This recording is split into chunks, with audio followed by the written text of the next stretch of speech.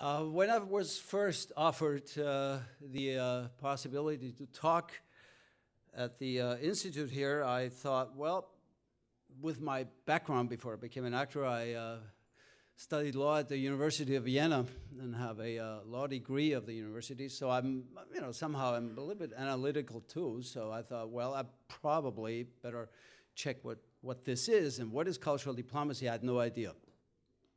And I thought, well, sounds pretty good, but a lot of things sound good. So I started thinking about it, and the more I dug into it, the deeper I dug into it, the more I got convinced that this is actually a pretty interesting subject. And I said yes, and I agreed to appear here. So now I'm here. I have prepared two parts for this little lecture. I wouldn't call it a lecture. I'd probably call it a very personal speech, rather. I prefer that. The first part is probably a little bit more theoretical, and it deals with the fact what is diplomacy, and the second one becomes much more personal, and in what respect does it actually have to do with my life and the fact that I later on lived for 12 years in Los Angeles as an actor and decided to go over there, which was quite an interesting experience, as you will hear. Of course, in a way, the two of us here, my female colleague, who is really waiting for her PowerPoint presentation, we are kind of the exotic birds because we have nothing to do with universities. Well, I've studied there once, but I'm not an honorable rector of a university. I'm not a politician. We're just actors and probably live in a little bit different world, which might be still interesting to you, the ideas that we have about cultural diplomacy. So, in the diplomatic dictionary, it says something like diplomacy is the conduct of relations of one state with another by peaceful means. Sounds great, doesn't it? Yeah, okay. Very theoretical. Another definition could be diplomacy is the art of practice of conducting negotiations between representatives of groups or states. It usually refers to international diplomacy. Yes, we all know that. We know they talk to each other and they have a lot of money and they can spend it on big cultural whatever projects. But to me, I will leave these topics to the honorable other speakers. To me, it is something different. As you will see in the moment, I will change the definition gradually a little bit to how and what I understand cultural diplomacy is or could be. Now, the other term next to diplomacy is culture. This is a little bit more difficult. The former, very well-known Chancellor of Germany, Helmut Schmidt, said in an interview about culture, in Germany, Austria for that matter too, maybe the central part, maybe France too, culture, when we talk about culture, it has to do with literature, it has to do with music, fine arts. That's the package, nothing else. In the Anglo-American speaking area, culture is more a term of civilization, as Helmut Schmidt puts it, meaning it includes more, and that comes closer to my definition of culture. I think culture is a lot more. It's a way how you behave. It's a way how you behave with others. It's more than what probably politicians talk to each other. I don't want to put it down, but it has a lot more to do. Culture is more. It's a much wider sense, and that's what we as artists, I think, understand. It's not just what is understood in literature, films, whatever, fine arts. It goes beyond that.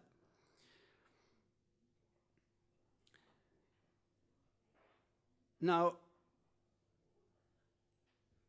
at the end of my first part, this little speech, I come back to the diplomacy. So by digging up this subject, I realized, well, the official diplomacy negotiations between governments and whoever is not what I think in that case it would be. It's my own little diplomacy. And as you will hear in a moment in the second part of my speech, what is my own diplomacy?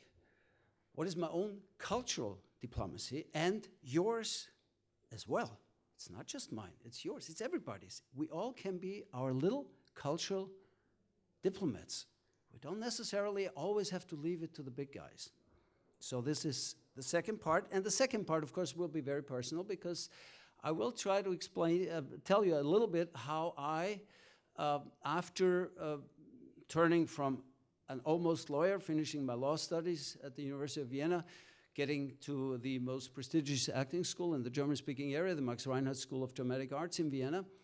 When I finished that, because that was a big decision, you know. Here, you probably have a job where you can make a lot of money, and you finally, you have a degree finally, but you still decide to do something else. So, okay, I went to acting school, and after that, I decided, well, I went to a couple of theaters, performed on stage, but that was too small for me. I wanted to go out, I wanted to travel, I always liked that, and I wanted to meet different cultures, and how do you do that? You know, make money, probably get into films and meet different people. You don't do that if you're on stage in Vienna. Yes, you play Shakespeare, you play contemporary art, writers from different countries, but it still is, you know, it's refined to the stage that you're working on. It's not real life after all. So I made the decision to go to the United States. So here's this, I'm talking about myself in the third person now. Sounds more interesting. Here's this actor who decides to go to the United States. He loves Viennese coffee houses, he loves waltz dancing, he loves the culture that we have, European culture. And he went, I should mention that, he went to the American International School in Vienna, and he thought, well, he's so open-minded towards all cultures, why not just, yeah, go to the United States. You know what it is about. You've been graduating in an American school, so go there. You know what is awaiting you. Big mistake. Big mistake. So I went over there.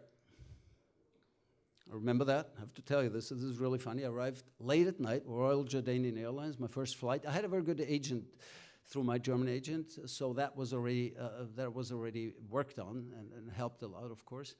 I arrived there late at night, went to a motel, rented a cheap Japanese car, went to a motel near LAX airport. Woke up on the next morning and was happy to survive. I mean, the motel looked like in a Quentin Tarantino movie. It was unbelievable. But I survived the first night and tried to get out of it as quickly as possible. Filthy place, cheap. So I went towards the nicer parts, what I thought of Los Angeles. I needed a place to stay, you know, an apartment. So first encounter, cultural encounter, in its wider sense. Blonde, pretty attractive-looking woman in her 50s in an open Mercedes at a gas station.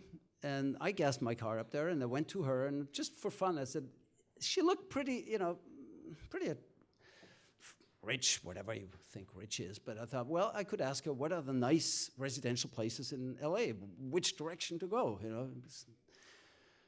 So after 2 seconds, I realized she was the wife of a producer.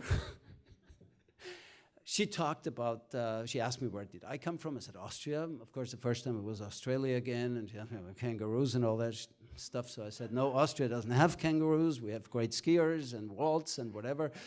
So she was a little bit, I experienced that later too. She was a little bit astonished, and then for some time, because she thought I was still talking about Australia and the waltz and all that. I said, no, this is Austria, Austria. No kangaroos and waltz. They have waltz in Australia too, but... And then we talked, and she showed me, she gave me great information. I went to that place, and she gave me a business card and said, next few days when you get acquainted here, call us up. My husband and me would love to have you over there. Next cultural gap I experienced, because I called them up after 3 days. Of course, they couldn't care less about me. Within these 5 minutes in the gas station, it was like, I had a feeling she wanted to adopt me, really. Now that was a different story, cultural experience, you know. No way, she was very nice on the phone, but no way she wanted to see me again. You know? I was like, And I made a couple of experiences like that within the next couple of 12 years, after all.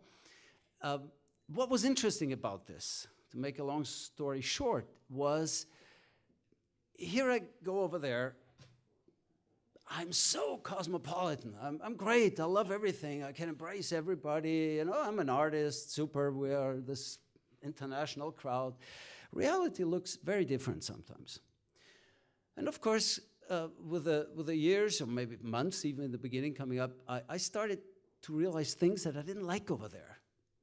All these idiots queuing up when a new movie came out, you know, spending 2 hours around, 3 times around the block, you know. Why don't you go there 3 days later and you don't have to queue up? They want to be there on the first weekend.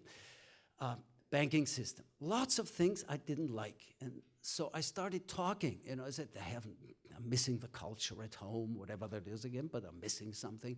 And my agent at that time, he couldn't hear that anymore. And he said, listen, there's a great possibility. You don't like it, shove it and leave it. I was pretty astonished and annoyed in the first moment. I said, what do you mean if you don't like it, leave it? But he was very right. I was in a very different culture, which I didn't think in the first place. I thought it was much closer to me, but it wasn't. So here I was in this country. I wanted to stay, and I had to learn to survive there. I had to be, second word, diplomatic, more diplomatic. I can't force my culture on somebody else. It doesn't work. It doesn't work for my own peace of mind, and it doesn't work for the surrounding. So I decided I'd become a cultural diplomat, probably in a little bit a different sense than what is on your website, but it's my sense. Meaning that adopt. Don't give up your own culture. Try to adopt to a certain extent. And if you don't like it, then you have to do something about it. Don't try the other ones, and don't force your culture on them if you are abroad. I don't believe in multicultural blah blah. No, I believe in a mutual understanding of cultures next to each other. That is very important.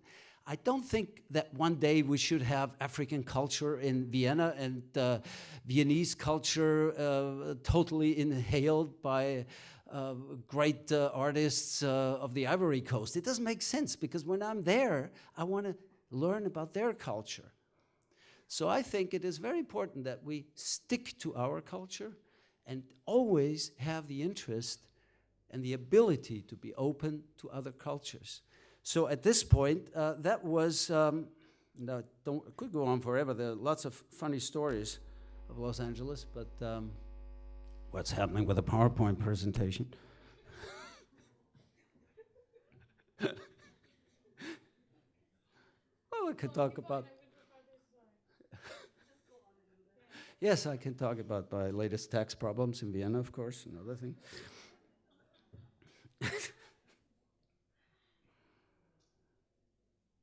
No, you know, it might sound strange to you, but of course we're all open, you know, especially artists. Yes, we love culture, we embrace everybody, everything.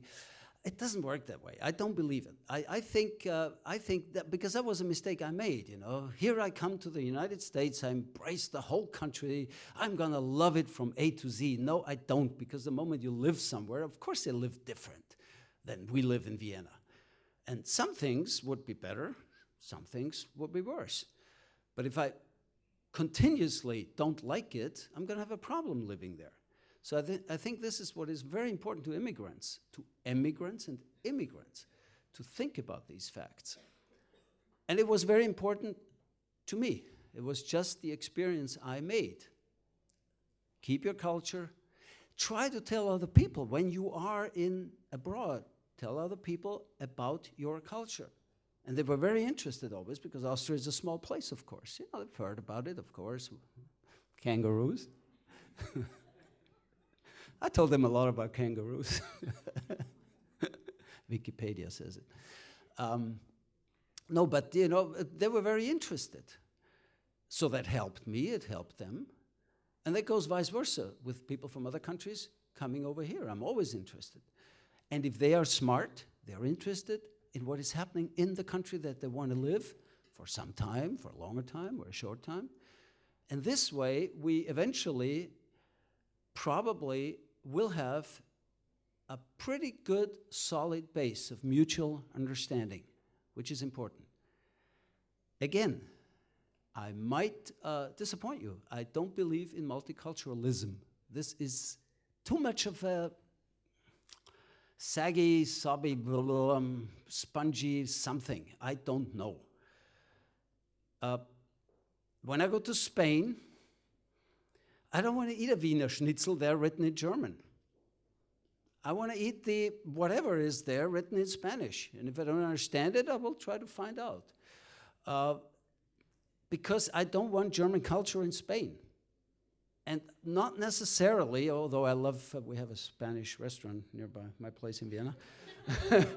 I like to go there, but supposedly I think he mixes it with Viennese cuisine anyway, so I guess I don't get the original there. But no, you are in the country, and you are on solid ground with your culture, and you go somewhere else, and you try to be on solid ground with their culture, and that is a pretty important thing, and a very good experience. Do I get the stop sign? Of course I don't get it, because you still don't have the PowerPoint presentation. No, oh, you have it! I was just letting you finish because you were talking about Spanish cuisine, and I was pleased to hear you. And you were waiting for this?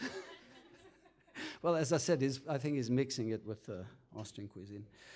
Anyway, to come to the last, sorry, I'm not finished yet. Thank you. But in one line, I'm almost finished. Almost there. No, to come to the conclusion of what I'm talking about, in case you didn't get it. I really started, and that is the most interesting thing for me, being able to stand up here. I really started thinking about this being your own little cultural diplomat. Because if everybody is his own little cultural diplomat, in his own little, and I don't mean it in a negative way, little sense, I think things would be a lot better eventually. It's very hard to theorize about these. You know, you can write books. It doesn't help if we don't, as individuals, feel that way. It's a great thing if the Austrian foreign minister invites the Viennese Philharmonics, or the Japanese invite the Viennese Philharmonics to Tokyo. Great. But that is pretty limited to a very elite group, which is fine. No problem. I pay for it with my tax money. But it's always limited to an elite group that wants to see it. Yes. But then again, whenever single people become their own cultural diplomats, and therefore also cultural diplomats for the country they come from, for their cultural surroundings, I think this would be at least as important than putting millions of tax money into big, huge projects, which, as I said, are fine. I will pass on now, and I thank you for your attention.